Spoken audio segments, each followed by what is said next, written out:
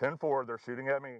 By now, we're used to seeing this kind of police body camera footage. Armed standoffs are commonplace in the US, but this one involved children. Don't make me do this. Investigators say a 14-year-old girl and a 12-year-old boy ran away from this foster home before breaking into a house where they found weapons and ammunition. Armed with an assault rifle, pistol and shotgun, the children fired on police, who knew they were dealing with juveniles. The local sheriff praised his officers for their attempts to de-escalate a dangerous situation, but poured scorn on a system that's supposed to care for children. What the hell is the Department of Juvenile Justice doing, sending these kids to places that can't handle them? We talk about juvenile justice reform.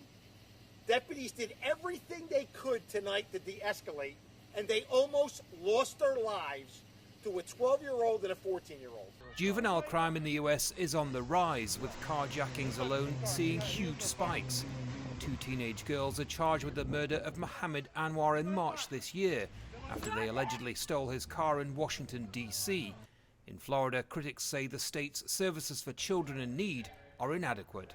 While the juvenile justice program here has seen dramatic budget cuts, homes designed to care for children at risk are overwhelmed. Since 2013, the numbers entering foster care have risen sharply, while the Department of Families and Children is struggling to hire staff. The standoff in Florida ended with the 14-year-old girl shot and severely injured. The 12-year-old boy reportedly laid down an AK-47 before being taken into custody. He said he fired the shotgun a couple of times and also fired the handgun at deputies.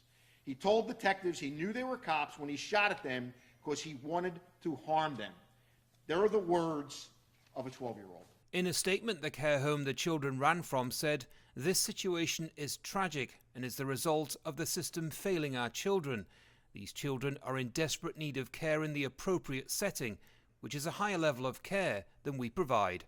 The home went on to say they will no longer take at-risk children until they can care for them in a safe way.